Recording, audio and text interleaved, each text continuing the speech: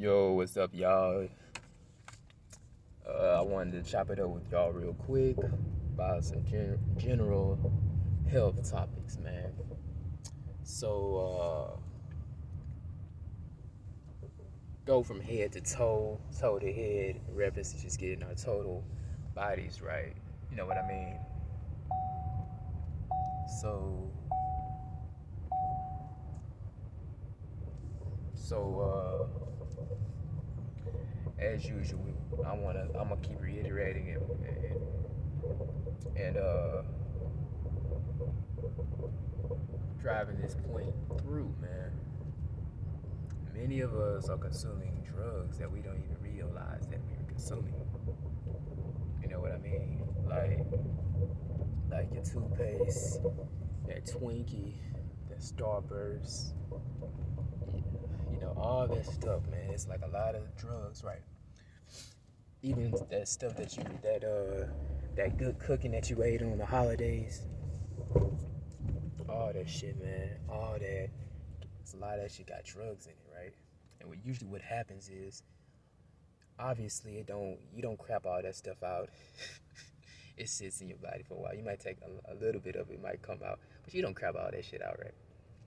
And so what really happens is a lot of that stuff gets placed into the liver. The liver just hoards, and it hoards all this stuff.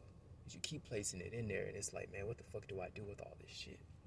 So the liver just holds on to it. And that's why you notice you'll have like a bump on your face that stays there. Or people, they have STDs, and these STDs, they come routinely. They come routinely because the liver is backed up.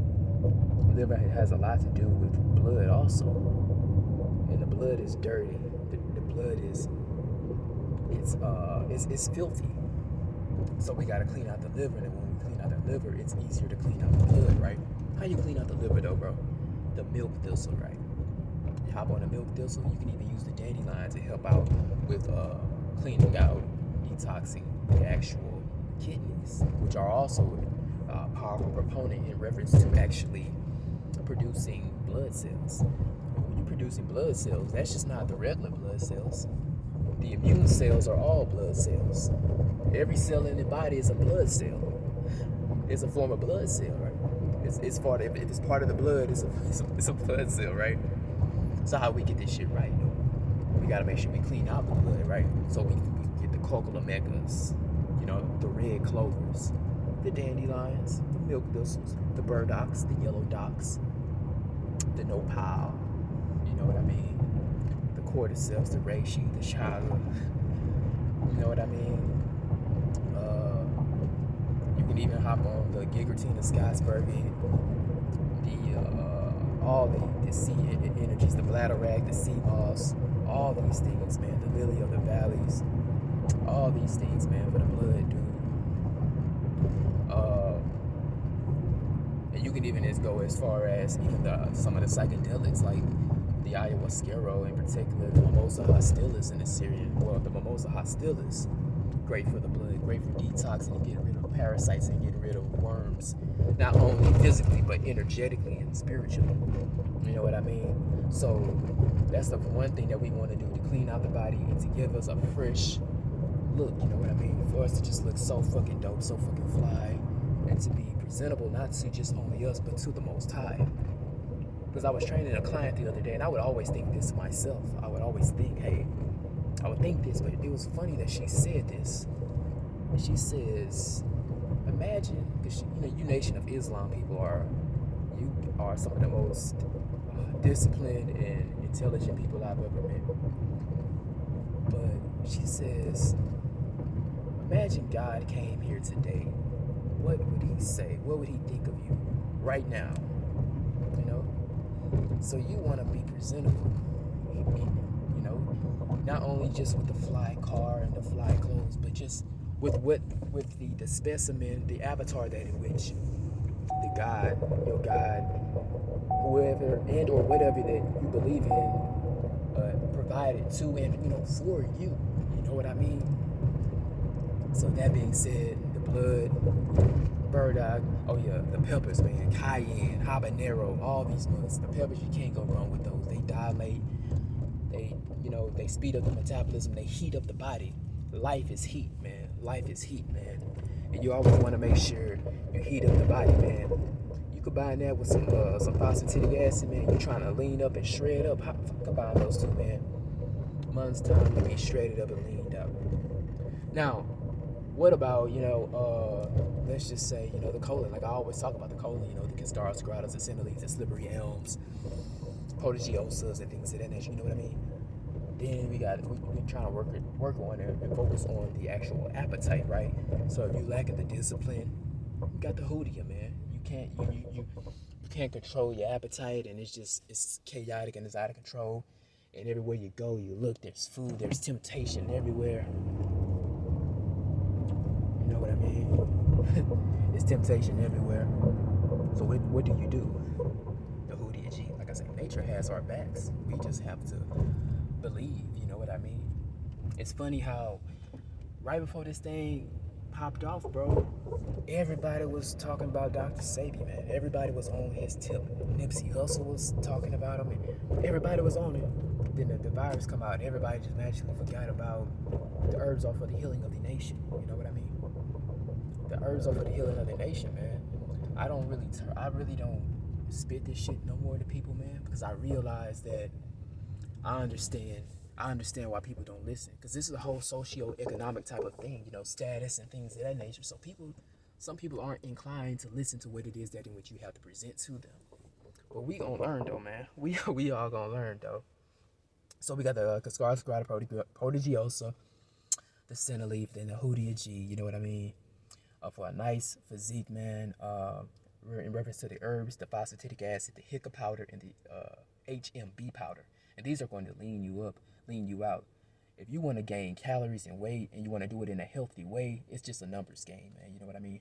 I remember I used to go to this nutrition place, and I would try to get protein mass, and I would see all these massive guys in there getting it, and I would think that these massive guys are getting this protein mass, but they weren't getting the protein mass. They were just taking roids, and then selling the protein was just a cover for this place. The guy though, he would always tell me, he was like, bro, you gotta eat. And after a while, I thought to myself, if I'm paying almost $50 a month for this shit and I gotta eat, I might as well make my own shit. And once I thought like that, I started mixing shit together and making my own smoothies. So what I would do is I would get, this is at the very beginning before I really got just, health conscious. I would get some ramen. I'll buy like a 24-pack thing of ramen noodles, which is like, what, $7 or $8 a steal, right? It's a whole bunch of bananas, avocados, and peanut butter, bro. Peanut butter, like 2-3 big old things of peanut butter. I'll put damn near half a jar of peanut butter in my smoothies. And that would be around by like almost 1,000 calories, about maybe almost 1,000 to 2,000 calories, right? Need about 4,000 or 5,000 a day, right? And I would spread that out into smoothies, like a big old gallon jug of just a smoothie mix where I could just sip on all day, right? Then I would mix that with what's this shit called? The ramen noodles, but I would blend the ramen noodles down to a powder. And each ramen noodle, I believe each serving, half a block is around 300 and something calories. It's been a while since I consumed them hoes, bro. So I would put like 2 of those in my mix. I take an avocado, a banana, some sugar, some kind of sweetener, and I drink that 2 or 3 times a day. And that's how I would put the weight on. It's just a numbers game, man. So you gotta, and I found out that it's easier to put on weight when it's liquid. Like, it's hard to put on weight when you're eating, unless you just like to eat. But I don't like to eat anymore. I used to eat a lot, but I don't eat a lot anymore. So since I don't eat a lot, I had to find an easier way and a more convenient way to not wear my body out, but also be able to put on mass and weight without actually putting harmful things in my body and wearing my teeth out and wearing my stomach out. Because I be thinking about that. I always thought about that. You know what I mean? Because I would look, something would always just tell me, just watch the older people. We're not different, man. I'm not better than them. They're not, you can learn a lot from them. I think I would always listen to older people, because when I was in college, I used to always catch the bus, and I would always chop it up with homeless people. They would always just chop it up with me, man. I'd be everywhere, and they just chop it up with me. I remember, man, I'll never forget this. There was this one guy. He was like a white guy. He looked very peculiar, because he was just like, it was like he was homeless, but he looked more like, just like chill mode, man, like, but clean in a sense. and he just started chopping it up with me, man. This dude was like a neuroscientist. He had shown me a newspaper that he had like a Nobel Peace Prize. And I had asked the dude, and we started talking about health, man. And we started talking about what he eat and stuff like that. And I know I'm all over the place, but then I was like, bro, I was like, I wanted to know. I'm like, why is you homeless? Like, why is you just chilling on the street? Dude said, I got divorced. My wife took everything. I was like, dang, man. And in saying that, man, this dude, this dude is just dropping me gems, man, about life and everything. And it made my approach to when it comes to like thinking about simple things like weight gain and fitness and things of that.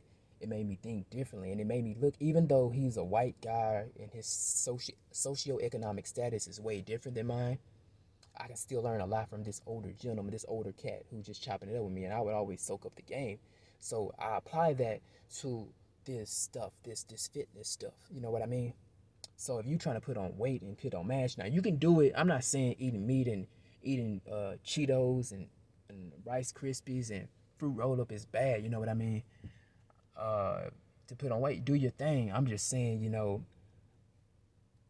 would take like a lot of entheogenics and psychedelics, and these things would reveal to me certain things, and I wanted to do things in a more healthy way because and it hypothetically speaking, if the world was to end today or tomorrow, I would like to be able to grow this stuff that I consume on a daily basis and not be reliant upon the system for something. You know what I mean? Like because every now and then we have those natural disasters. You know what I mean? We have those natural disasters where there's a snowstorm, there's a hurricane, there's a flood, and for a week straight, you ain't got no electricity, no power, and it's chaotic. I can't go to the store and get my stuff, but I can go, or if I do, the type of stuff that I like to consume that puts mass on me, people don't eat, people don't consume, and it's cheap. People don't be going to the store getting lentils. People don't go to the store and get freaking chickpeas and squash, and people not going to the store for that, man. It's not pretty, and it's a lot. It takes a little bit of time to prepare. Not a lot, but it takes a little time to prepare. You know what I mean? But yeah, oh yeah, but also if you want to put on weight, creatine always puts on weight. And you just gotta pick a certain. I forgot which creatine puts on a more solid weight, because you got creatines that put on water weight, and you got creatines that actually help you put on solid weight. So do your research. Creatine monohydrate is the business, man. But yeah, man, I just wanted to chop up game with y'all, give y'all some information around, about health, and yeah. So peace, love, and God bless.